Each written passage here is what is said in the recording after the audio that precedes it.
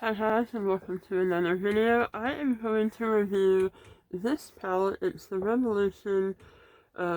Makeup Revolution London Neon Shadow Palette Party Vibes.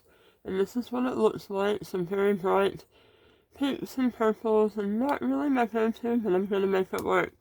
Now, some of you have also mentioned that you try to follow my tutorials or my videos, and then it doesn't work out for you. So I realized that I haven't really done a beginner tutorial, and so I'm gonna simultaneously review this palette. I've never used it before, and also just really slow it down and walk you through the steps that I'm taking.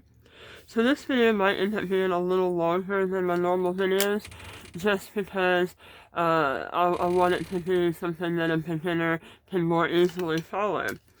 And this palette is only $9 at Ulta. So one thing that might be going on when you try to follow it and it doesn't turn out is that you're not using the same products, which is probably going to be a big part of it. And also, though, everyone has different skin types and different eye shapes and face shapes.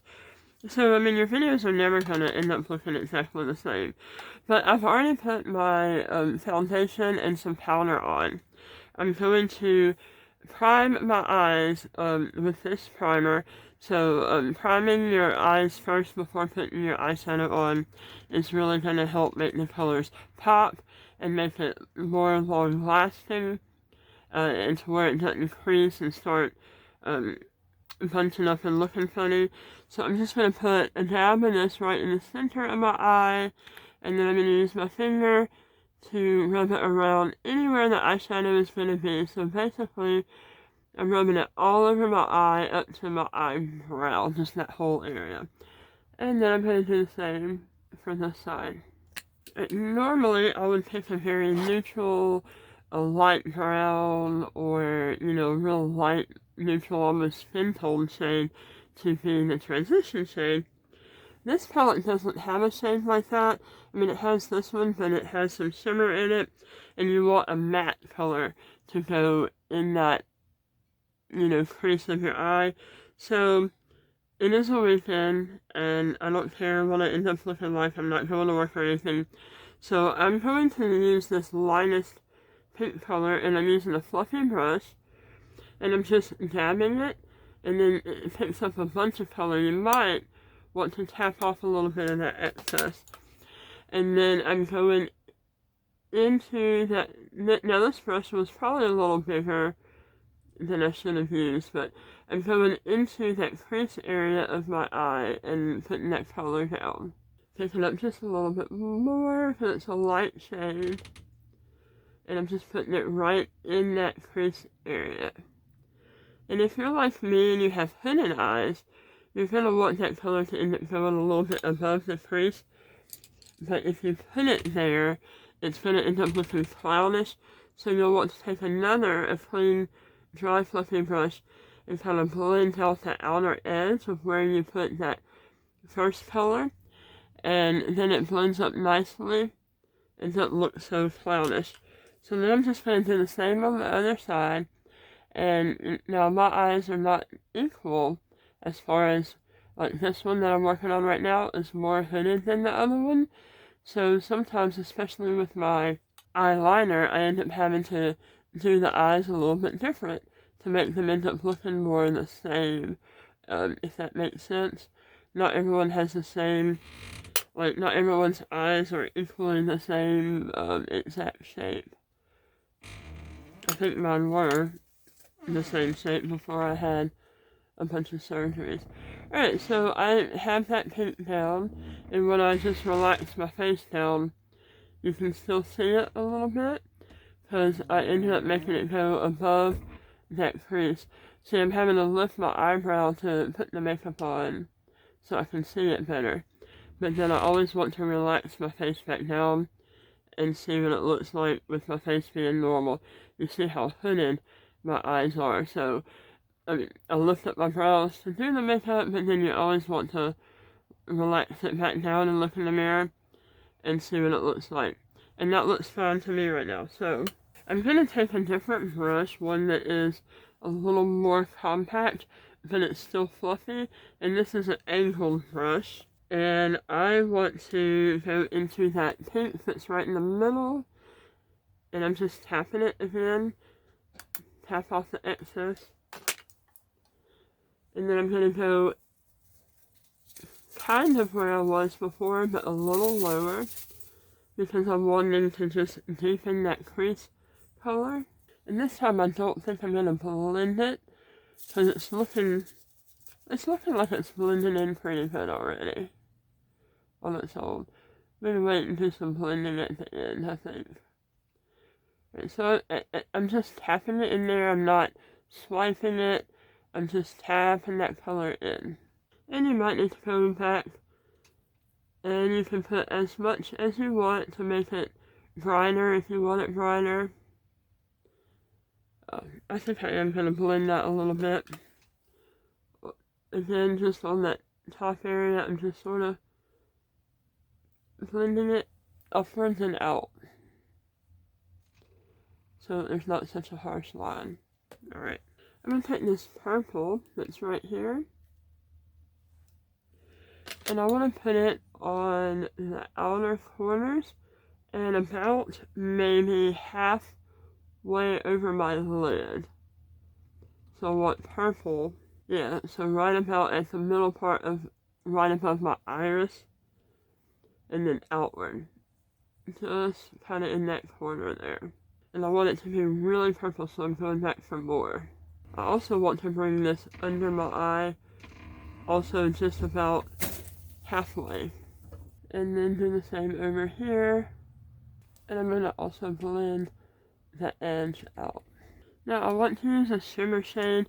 You want a flat, thin brush, or you can just use your fingertip. I'm going to go into this white. It's a shimmery white, and I'm going to see how pigmented it is. If it has a lot of pigment, that's good. If it doesn't, I'm probably going to need to use a different color. But I'm going to go into, oh, okay, I like it. I'm putting it in the inner corner. There's a lot of fallout. And I'm also pulling it over to about that middle part. But it surprised me, and it was way more pigmented than I thought it would be, so I'm going to have to blend it out. Let me go ahead and do this side. Alright, now I'm just going to blend that some to tone it down a little bit. Not too much. It seems like this side did a lot more pigment than the other one. Alright. This is a more pointed brush. I'm going to use it. I'm going to take some of that pink that's right in the middle, and I'm going to go under my eyes. Oop, that's more than I wanted.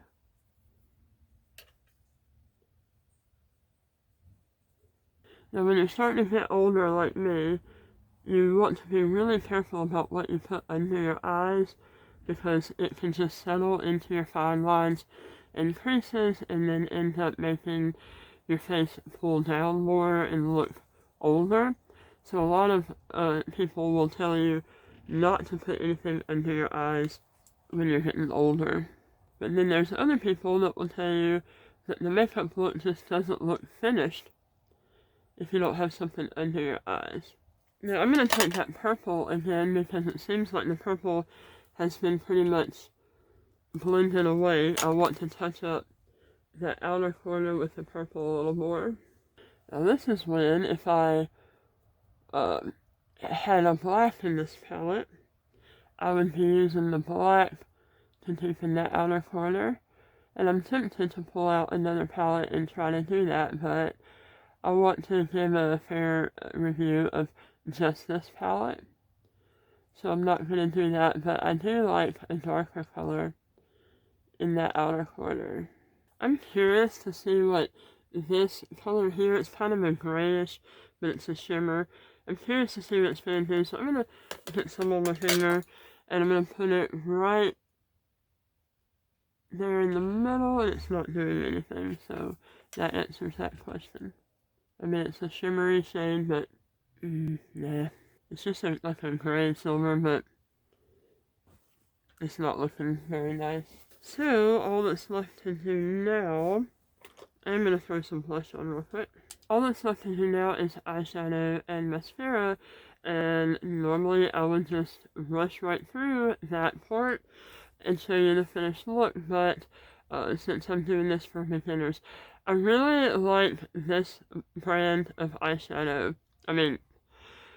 It has a much thinner and fine tip, and so that makes it much easier to control. So right now, I do want to go in all the way towards the towards the inner eye.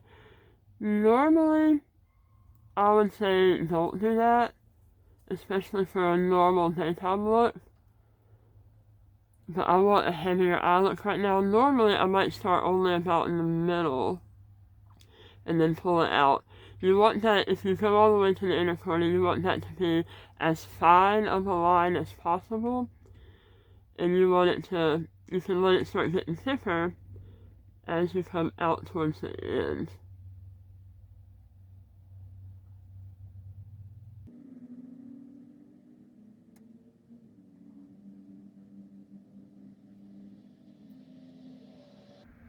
And the same underneath, do not go too heavy underneath at all. You don't want a dark heavy line under there dragging your face down.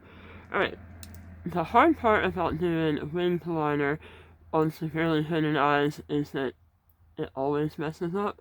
But this look needs a little bit of a winged liner. So this is really hard to explain how to do. So I'm just gonna do it.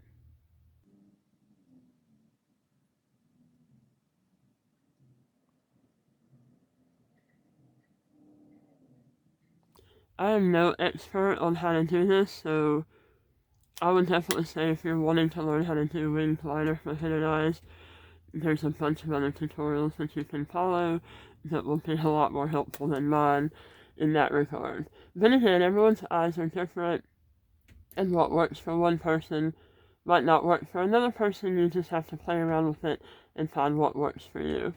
So first all I'm doing is just lining my eyes like normal, heavier on the outer corner, and really thin as you move it in. That's why these liners are so much better. If you're wanting like a crayon liner because you plan to smudge it out, that's a different look than what I'm doing today, but if you want a precise line, use one of these. One problem I end up having, because this eye is more hidden than this one, is that my wings don't always look the same. They might look kind of the same when my eyes are just relaxed, but then when I open them here, it'll look like one is more hidden than the other, or like the line is not the same. Okay. I don't want anything crazy for a lipstick, so I'm just putting on this pale pink lip gloss. You don't want, when you do a bold eye, you do not want to also do a bold lip. I'm still really thinking that I want to get into some black eyeshadow and do some more to those corners, deepen them up a little bit. Alright, I don't have any special tips for you on how to do mascara, so I'm gonna fast forward through this part so I don't bore you anymore, and I'll be right back. Alright, that mascara bottle didn't really do much. I think it's about empty. I really like this Stellar Lash from BH Cosmetics, but I'm throwing it away. Alright, that's what it looks like right now. I am so tempted to get a hold of some black and deepen that outer corner, but I think I'm going to leave it how it is. Alright, the final step when you do your makeup is you need a setting spray. I get a lot of my makeup from BH Cosmetics because it's cheaper. This is the setting spray that I'm using right now. A few sprays and then you want to dry it off. And then I always want to look at it and see if there's any places where it looks kind of like it left some heavy droplets on your face so you don't end up looking spotted. And then just kind of go back over it with the brush that I had used to do my powder I didn't put more powder or anything, I just want to kind of smooth that out. And there we go, that is the finished look. I'll turn this way, the light is better. With this palette, very pinky, very purple, very bright color. You can dress it up or down. I think the pigmentation is buildable. You can put more and more on it to get a deeper payout. Or you can go real easy with it and have a cute little springtime look, you know, to go to work in or whatever. Alright, but that is my look for today, and that is the end of my tutorial. I hope this has helped some of you who have had a harder time figuring out how to follow the steps that I'm following. Thank you for watching. See you in the next video.